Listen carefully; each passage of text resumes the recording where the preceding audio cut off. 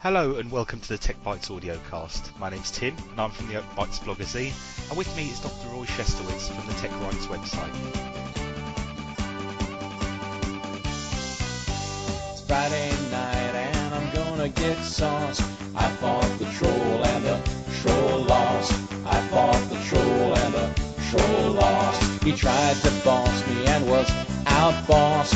I fought the troll and the troll lost. I fought the troll and the troll lost. Underneath his Freebird Bridge, hoping goats will cross. Quoting Ashcroft and Tom Ridge, I fought the troll and the... Right, hello and welcome to the TechBytes audiocast. It's episode 34 for Sunday, March the 13th, 2011. We're all here today, so we're going to start the show quite quickly because Roy is on limited bandwidth because he's on a dongle. He's very kindly come on the show today so he can record and master it and upload it to the site. So time is of the essence and we'll crack straight on with the show. Roy, would you like to start with the first topic of the day? I wish I had something to start with. I haven't been reading the news for the past week or so. Of course, there is the news from Japan. There is the story about HP. I think the major one is HP, based on what I've heard from friends. For what I can recall, the stories that they will be put in WebOS and every computer that's sold as a fast booting dual option or whatever. So, but it's not exactly a surprising thing. I think it was planned all along to some extent. And they were at first looking at using another company's fast boot system. But as soon as they got the acquisition of Palm, it was kind of obvious they will have to do something with it. And of course, that just means you have millions and millions of machines running Linux, at least as one of two options, pretty soon. Well, we've had I don't, Gordon. Sorry. Hopefully your microphone's still working. Have you been keeping up with the news? Right. Well, I've got one story of yet again Microsoft shows how low it can possibly go. Speaking of the Japan thing, there was a tweet that some Microsoft marketing person thought would be a fantastic idea. And they basically jumped on the whole disaster thing in Japan and tried to turn it into a marketing thing for Microsoft. They said, I can't remember the exact tweet, but it was something along the lines of, if you retweet or something to do with Bing, I can't remember exactly what it was. Yeah. It was something about for every retweet of this message on Bing or something like that, Microsoft will pay X amount of money. And there was a huge backlash against that, with people saying, look, what planet are you on? If you wanted to give that kind of money to help the people who are affected by this tsunami and earthquake in Japan, great, do it, give them the money. They cannot do that, but they're a company, they have to justify that to shareholders. So they did the same thing in Haiti. Remember, they had the earthquake, and then Microsoft was using that to do marketing for SharePoint and things like that, which was absolutely appalling, and I wrote some posts about it, and people saw that. And in general, companies do this all the time. They try to exploit all kinds of disasters to... Remember when was it the RAA, which was exploiting some news about pirates, about real, pirates at sea, perhaps killing a person, and they were using that to compare it to people downloading music? And people, obviously, there was huge backlash. They're actually comparing things which are completely different. One thing is about people going around with I don't know, machine guns and things, and one of them is just a bunch of kids downloading music and trying to use that as trying to use the incident where people were being killed to try and get some sympathy from the public for things like downloads and revenue. It was ridiculous. Yeah, and just because the name is the same, so they say, oh, it's piracy, and this is piracy. Well, obviously that's the same thing. So. Yeah, I mean the comparison that I saw on one site was with Google. With one disaster, Google had made I think it was a people finder thing for like people on the ground, aid agencies on the ground to help find what their kids were at school when such and such a disaster hit. Trying to find their families and make sure they're all okay. And Google apparently did all of that, and they gave access to all of that and encouraged people to to spread the word, and they did it all sort of altruistically, rather than pro Google. They didn't shout about it being pro Google, you know. This just seems like a kind of very cold, blatant. Only if you help promote Microsoft and help promote Microsoft's name along with this do we pay the money, sort of a thing. It just feels slimy.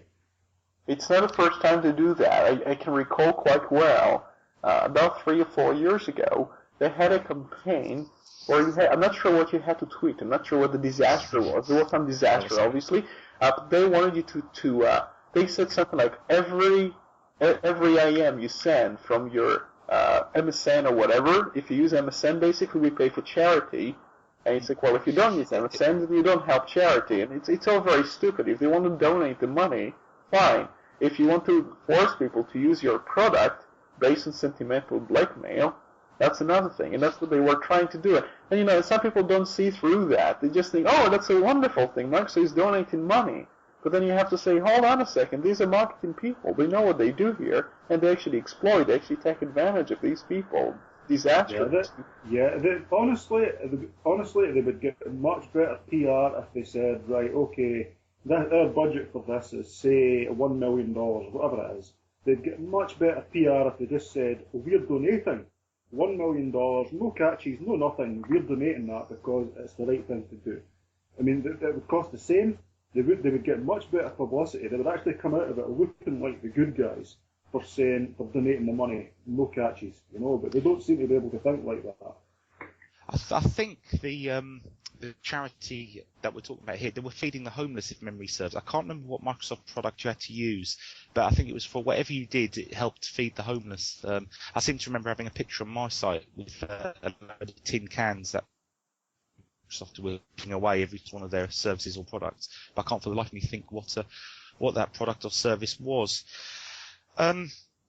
Staying on the subject of Microsoft very quickly, Roy, I don't know if you... Just one very small remark is usually they say a donation is really a donation that's charitable, only you don't hear about it. So the only charitable things that will ever happen won't be reported. In general, it's kind of there are all kinds of tricky situations where you say a thing actually happens when it doesn't happen, or when you don't know it happens. Okay, so like in this case, donations, you're not supposed to know they happen if the person really wants to help and doesn't want to get any credit for it. Exactly. Yeah. And the opposite, of course, is things like the Gates Foundation, where every time they make a grant, they go around to the press and they spend I think they spend something like close to $400 million per year just on advertising their donations, saying, oh, we're so wonderful and we distribute all this money. And then trying to influence decisions based on these donations, saying, we help cancer, we help this, we help that.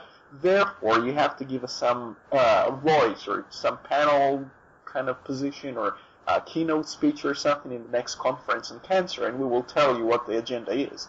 And that's just one of the things they do, and not just them. All kinds of groups do that for influence. But so yeah, that's just what I have to say about the donation things. Well, sticking with the subject of Microsoft very quickly, I don't think it'd be an episode of the TechBytes without mentioning in some shape or form the Windows Phone 7 scenario and the various stories that are surrounding that. And this one particularly grabbed my eye this week, and it was over on the NextWeb. I read an article on a site called the NextWeb. It's not a site that I'm familiar with before, and I can't remember how I found the link to it. And they were making various claims about Windows Phone 7 app sales and suggesting, in my view, in their text, that it was a very viable marketplace for developers to go to. One of the claims that they made was they claimed that a game called Crashlander sold nearly 16,000 units up to today's date, or up to this date of the article.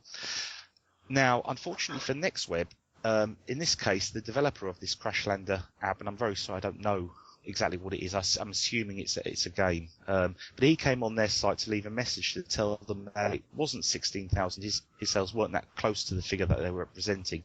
And he said, my sales are probably more since last October. What it highlights to me, we've got a lot of these figures being touted. I wouldn't want to cast aspersions on the NextWeb because, like I say, I've never read the site before, and I'm only just starting to read it now. But there's a lot of claims made by Microsoft 7, and what you have to be very careful about is, as the developer here says, the amount of downloads doesn't represent the amount of sales, because of course he, like many other developers, offer a trial version